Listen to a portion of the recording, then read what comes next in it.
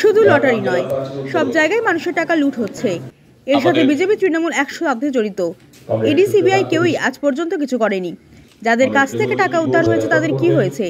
এরই প্রতিবাদে আগামী 21 তারিখ সিজিও কমপ্লেক্স অভিযান, জানালেন সূর্যকান্ত মিশ্র। ট্যাব প্রসঙ্গেও বলেন সবকিছুতে দুর্নীতি, রেশন, চিকিৎসা, শিক্ষা।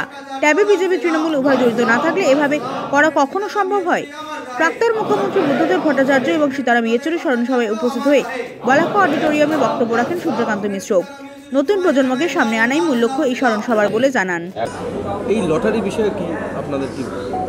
এসব তো সরকারের বলা উচিত, করছে তো ওরা, শাসক পার্টি এর সঙ্গে যুক্ত এবং দুটোই তৃণমূল বিজেপি উভয়ের এখানে যুক্ত। আর বাকি আছে লুটেরা, যারা এইসব কাণ্ড করে তারা তো আছেই।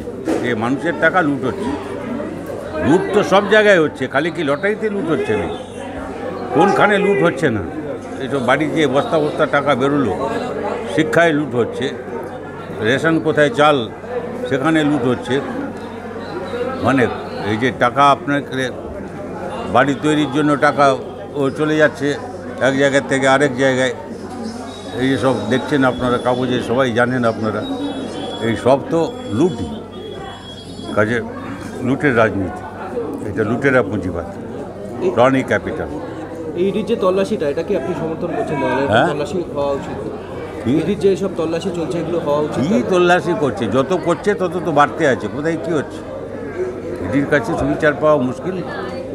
যাই হোক, আমাদের ওরা ঠিক করেছে যে একটা ওইখানে অভিযান হবে, ইডি ইত্যাদি এসব অফিস আছে, ওখানে একটা অভিযান হবে প্রতিবাদের জন্য। সেটা ডেট কোনো নির্দিষ্ট হয়েছে? হ্যাঁ, হয়েছে, কল দেওয়া হয়েছে। কত তারিখ? 26 তারিখে না, 21 তারিখে, এই মাসের 21 তারিখে। ইডি অভিযান সিজিও কমপ্লেক্স ওখানেই সবার অবস্থা।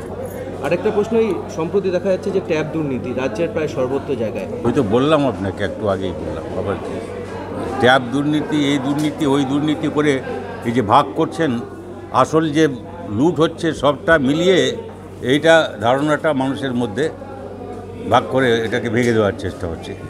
এটা সবটা অবশ্যই সরকার, কেন্দ্রীয়, রাজ্যের, এদের মদত ছাড়া এসব হয় কী করে করছে? এতদিন ধরে হচ্ছে।